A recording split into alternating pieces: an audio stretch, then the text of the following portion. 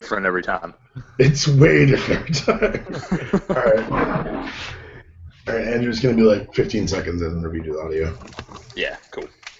All right. All right, welcome back to DYP Podcast. You may have noticed in the past we don't always talk sports here. We've gone Breaking Bad. We've sadly gone How I Met Your Mother. We've gone True Detective. Today we're bringing DYP Podcast a little music flavor. I'm your host, Daniel Palmer, at dpalm66 on Twitter. You can find us at DYPCrazy.net, all our writings. You can subscribe on the iTunes Store, subscribe on Stitcher Radio. And you can definitely leave 5-star reviews. We'll read your reviews, and it helps the podcast out. I'm joined today by our editor-in-chief, Mr. Andrew Hall. What's up, Hall? Not much, man. It's Taco Tuesday at the Hall House, so I'm making tacos, but happy to be here. See, you know what? And I appreciate the fact that not only is it Taco Tuesday at the Hall House, but she's making you cook. I think that I don't know her that well. I know you, and I think your head could get too big. I'm glad she's got the reins on tight there and still doing your husbandly duties. That's right. It's good to be humbled every once in a while, especially on Taco Tuesday. Well, it's hard to be humble when you podcast with me and Chad every Saturday. That's right. So today, like I said, we're doing something a little bit different. I've been lucky enough in my life to have hit a strike, pocket aces, whatever you want to call it, as far as parents go. And I'm proud and excited to interview my little brother today, who had his brand new EP drop on iTunes today. Matt Palmer. What's up, Matt? I'm good. How are you doing? I'm doing great. Great. This is all very strange because this is their first time speaking. Yeah, I've never talked to them before. And I'm trying to keep a modicum of like I know this is like a not professional, but we do it. People listen sometimes, and I've got to make sure that it doesn't devolve into me making fun of my little brother for however long we talk. What's the name of the new EP, Matt? It's called Stranger Than Fiction. All right, where else can they get it besides iTunes? You can get it on CD Baby if you want the physical copy. It's on Amazon if you want to pay a little more for some reason. But iTunes is probably the cheapest and easiest to get it from. Which one gets the most money in your pocket? Is it CD Baby? CD Baby and iTunes and Amazon are kind of equal. Cause, just please buy it. Just buy it. It's more than I used to get because this is all me and there are no labels attached. Fair enough. I saw on your Instagram you charted on the iTunes R&B charts already, right? I did on the U.S. charts, which was a first for me. Wow! Congratulations. Pretty pumped. Thank you. All right. And now maintaining my level and modicum of professionalism, I'm going to ask you about your background. Okay. When did you decide you want to start doing music and creating music? Well, I've been singing my whole life, which you remember. Yes. I wrote my first song when I was like 14, and there on out, bought a lot of recording equipment and made my own music and produced myself, and went to college in NYU at the Clive Davis department for recorded music, and so I guess since I was 14 or so. Okay. What? So Clive Davis, is that a unique program? And a lot of our listeners probably aren't that familiar with the school. Right. It's a smaller program. It was new. I think I was like the third class, so it was pretty new when I started. But it's like a production-based music business kind of school, and everyone goes in from like entertainment lawyers to artists to wanna-be managers kind of thing. And I kind of wanted to do everything, and so it was good for me to be able to pinpoint and be like, oh, I'm good at songwriting, and we'll just build from there. So it was good. It's a good experience. That's good. Andrew, how are tacos going? Oh, they're growing fantastic. I have already learned things about the music biz, though. I already have like 100 questions, and I don't want to like totally like sidetrack this. But no, sidetrack. I know the answers to the things I'm going to ask. Like, I can't tell you how many times I've wondered, when I buy this on iTunes, how much money does the artist get? And I know that's probably a really broad and wide-ranging selection of responses, but I mean, is that something you can talk about? I don't know if that's a trade secret or something. No, not at all. iTunes itself keeps 30%. Okay. So everything else goes to the label and the artist. So if you're on a major label, that's a lot of label and not a lot of artist. Right. So if you're an artist now on a major label, you're probably getting paid from tours and sponsorships and stuff a lot more than you're getting paid from your music. Because no one's buying music anyways. Because Spotify, if you get paid from that, you get like a cent or something. It's nothing if it's from Spotify. So we should stream your album on Spotify overnight. So you see the least amount of profit. It is Excellent. No, but if we stream it all night, every night, it'll start to add up. Yeah, Right, the numbers add up. It's a penny it's a part of a penny. It all works out in the end. Yeah, it'll be great. So you went to Cobb Davis, you went to NYU, you finished up. What did you do right after school? Did you go straight into music, or did you like kick around, line up people, say they're musicians, but they're really just like half decent baristas? Like, were you an actual musician? Well, sure. And more importantly, were you a good barista? Yeah, that's really what I'm asking. I have never baristaed. Is it a verb? Wait a second. We're breaking English language on here. It's a verb now. I like it. By the time I graduated, I had signed on to a publishing company out here in LA, and that's like a record label for songwriters. Okay. So they weren't paying me a whole lot. It was like a part-time thing. So I had another job in like it was like a music social networking site that I worked at during the day. So then I ended up moving out to Los Angeles from New York after a year. After I graduated, I stayed one more year and then moved out here. And I've been doing music ever since. I still do day jobs on and off. I'm on now because I would rather, be able to fund the music myself than have to rely on someone and answer to someone all the time, like I had been doing for a while. We'll get to that. Don't push. I'll control the narrative. I'm just saying. My interview. You're the subject. We can cut in. You can't. Yeah. Don't editorialize. Answer the questions that are in front of you. That's what. Nothing more. That's what I answered. Don't get cute on the podcast. Jesus. This is Matt's last time coming here. Yeah, Matt's first and last guest appearance on the DYP podcast. I'm going to cut it short now. No. So when you got to LA, was it like were you going out and just performing your stuff, or were you like recording stuff for you, or were you helping other people write, or how'd that work? I was doing a mixture of both. It was kind of like I was putting out albums of my own that were made up of songs that I had originally written with other artists in mind, which was a fun thing to do. And like I got a couple cuts on this Nickelodeon boy band Big Time Rush sung one of my songs, and this guy Leon Thomas, who also was a Nickelodeon kid. I'm going to stop for a second. Andrew, are either of those artists familiar with you? Are you familiar with them? Are they familiar with me? I don't know. I'm not familiar with them, though. Okay. See, the reason I stopped to ask is Andrew unveils something about himself once every 3 or 4 podcasts that literally shocks me. And so if he even like, I'm a huge Big Time Rush fan, it wouldn't have blown me away. But like his encyclopedic knowledge of Pretty Little Liars, I don't know if you don't follow him on Twitter, but he'll tweet #PLL, and I'm just like. You should also be aware that I'm delaying my delayed viewing of PLL for this as well. I apologize. Not just tacos. Is it a summer show? Is it only on the summer? They do weird off season. I don't want to get into it. I'll never. Yeah, it's really deep, really fast. Sorry, the Pretty Little Liars podcast is something he's got in his back pocket for a while now. We're just really hoping he forgets about it. All right, so you spend this time you're writing for others. How do we get to this EP? Because I've listened to it. Spoilers. I've heard it. It's my little brother's music. And it's for lack of a better term, and just someone who's not followed your career, but kind of you followed my life because you were after me. Orders literally. Literally. Is it more? It feels more personal. It feels like you said, like some of those songs you recorded in the previous albums that were released overseas and domestically were kind of songs that you'd written with other artists in mind. Were these all songs the ones that you wrote, were they all ones that you planned for you? Yes. About, I don't know, it must be a year and a half, 2 years ago, I stopped working with the publishing company I've been working with since college. And I don't know, I had time to finally write like I used to write, like in high school and in college. I'm not the best collaborator, I'll admit. A lot of like writers can just get sent a track and write a melody over it and a song and it'll be great. And I'm not as good as that. I like to sit at a piano and like figure it all out. And so all the songs were written that way, and they were written with just me in mind. It wasn't like, oh, this would be great for Jason Derulo or someone, like that. See, I don't know who that is either, so. I've heard of that guy. See, I was about to ask, Andrew, are you aware? He sings his name. He does. Really? He auto-tune, sings his name. I'd like to think you wrote that for him. I stopped auto-tune listening when I stopped listening to T-Pain, which was immediately after I heard T-Pain. So I can't say auto-tune is really my niche. place for me there. Okay, so you took some time for yourself.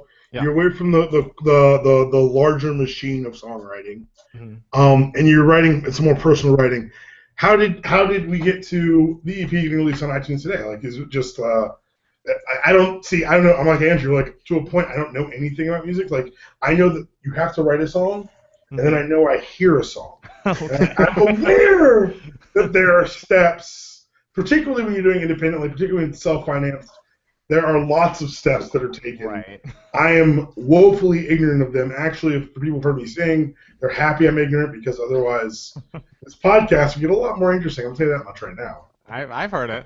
I know. Please, let's just move on and focus on the question itself. There's a great Six Flags story about that. All right. Let's listen to Matt talk about other things. Just saying. Well, for me, it's different. I guess it's different for everybody. A lot of people are better collaborators than I am, and I'm working on it. Hopefully, I'll get better. But what I did was I am an arranger. I can't produce the whole song myself, but I can arrange it, and I know what I want it to sound like. And I have my keyboard and Logic Pro, and get a good demo down with good vocals. And then I spent some time trying to find new producers to take what I had with the vocals and what I had with the arrangement and really beef it up and make it sound as professional as possible. Because, I feel like when you're independent, the worst thing you can do is just sound cheap. And so I feel like you're taking shots at my podcast right now. I'm not. Totally taking shots at our podcast. Thank you. This is not subtweeting if you're talking to us. Like, we can hear you. You're on the podcast. Not at all about the podcast. For an album, for a piece of music. Fair enough. For art. Yeah, I guess. So yeah, I spent time finding the right people, and I would just send them all of my vocal tracks and send them my demo of the song, and they would send me back versions of the song as they created it, and I'd be like, no, fix this. And so that cost money and took a while. And I shot a video for one of the songs, and that cost money and took a while. So that's what I was doing. Here's it real quick. Do music videos work now? I mean, they can. Obviously we can watch them, but right. I feel like they kind of work better for indie artists than mainstream artists, because there's no MTV or anything. But right. If a music video is interesting enough or gets enough attention, it can definitely go viral online. Yes. Or whatever. I was like, I hope it goes viral. I really don't want to say the word viral, but there's no other word for that. So people and also from the little press stuff I've done. Oh, really? From the little press stuff I've done, press is a lot more responsive to a video along with a song versus just here's my new song, please put it on your blog or whatever. Yeah. What is that? I think Hall's killing the cow itself. That was a can opener, by the way. Well, hey, I haven't killed many cows. I wasn't actually sure what it sounded like. Would you rather have the can opener or Google Effects? I'll take the can opener. Matt, I don't know if you've listened to our podcast ever, but Andrew discovered he could play with Google Effects if he's not actually leading the podcast. There's a lot of. That's why there's not a laugh track going on this. Yeah, last time there was a laugh track. There's some clapping. I heard some Inception horns that I plan on using at some point, but. So all right, so you've got the plan done, you've got the idea of the recording. I'm trying to bait you into talking about the Kickstarter, because I think that's a really good part of the sorry. story. No problem, it's fine. I didn't get that from you. Have you ever heard of Kickstarter? When I spell it out. It works better when I explain exactly what I'm looking for. Well, yes, I had a Kickstarter. Once I spent a lot of what I had been saving towards this on the video, I needed some extra money to finish off the songs and basically get the producers I was talking about, get them to finish the songs off and do it not for free, because people don't work like that. So I started a Kickstarter and raised a little over $4,000 just for the finishing off process and getting the final few songs produced and getting the physical copies printed up and all of that. So I can't forget about that part of the story, because I have a lot of people to thank all the time, because I think it looks good and sounds good because of that. So. No, you're right. There was levels. There were levels, and that's something that blew me away when you said you were gonna do the crowdsourcing Kickstarter things. I'd never really seen not stupid, but I never like given substantial amount of money to a Kickstarter. And so when you said you're going to do this, I was like, oh, it's a pretty high number in a pretty short amount of time. But then you blew by that number and started to reach your goals. And I want to thank you right now, honestly, because, Andrew, I don't know if you know this, if you give a certain amount, you're supposed to get a Skype call from Matt Palmer. He and I have chatted over the last couple of weeks. This is the first time I've talked to my little brother since I gave my money, so I'm counting this. Actually, I gave money, but it wasn't at that level. I take it back. I'm not counting this. I'm a Skype call. I have to Skype call you separately from this. Exactly. Great. And I want you to know something else, Andrew. He said that when people work for you, you pay them. And I'm not saying I threw up 2 blogs today. I'm just people reading. This is getting a little tense. I don't know if I should. Sounds like I need to kickstart. Kickstarter Daniel Palmer. So you had I can't even count. You had how many backers did you end up having? Around 105. That's the exact number. I'm on the page. Okay, great. You passed the test. Yeah, you can continue the podcast. No, but it's great because it's a direct line for people who are your fans who listen to other stuff and who just know you, support what you're trying to get out. And I think this is the first time I've been like emotionally or like even tangentially invested in a Kickstarter. So I'm going to kickstart this website. I'm gonna get me a salary off of Juju Crazy.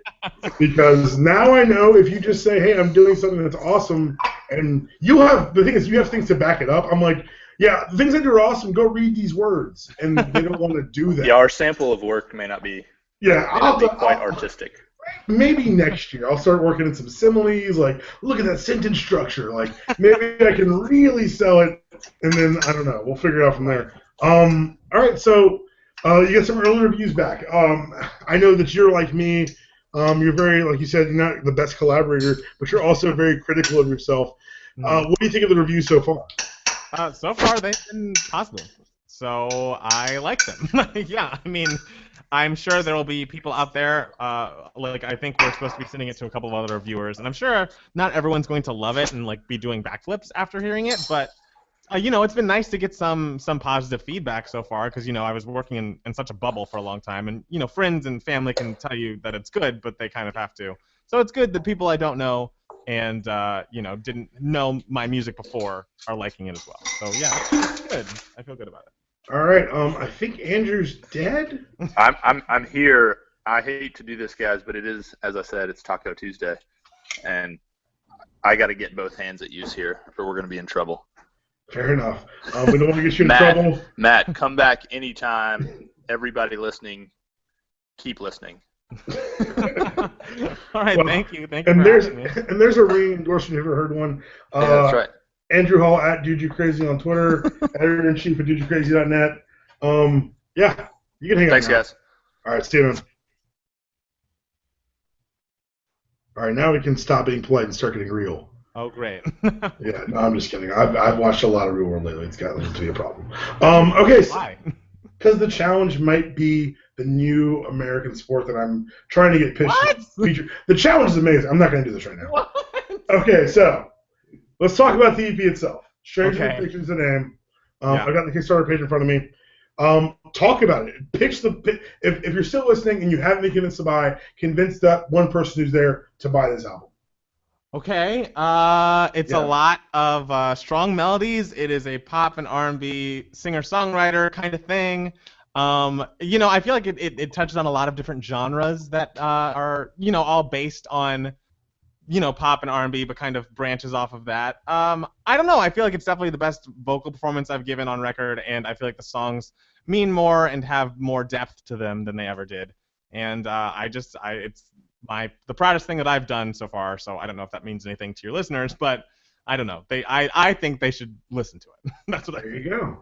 Okay, so are you performing anywhere in LA these days, or are you just kind of laying low, letting the EP simmer for a second? For right now, we're trying to get some more reviews and interviews, and I'm shooting a video for the first track on it called Break Up. Okay. And that is going to be the endeavor after I come back. I'm going on a vacation quickly, but then I'll be back and be focused on that. And then after that, we're going to focus on performing and playing out and stuff. And just wanted to have like a little bit of a press kit to show people who would book me and be like, see, people like me somewhere. So. Yeah, definitely. I've got backers occasionally. Right. No, Exactly. that's always a good feeling. So I'm gonna press this one question because I just want to hear you. I want to have it recorded. Do you enjoy playing with just a backing track or like a live band? I feel like this is a leading question. It is a leading question. You've given me your 100% very question. strong opinion about this. I have.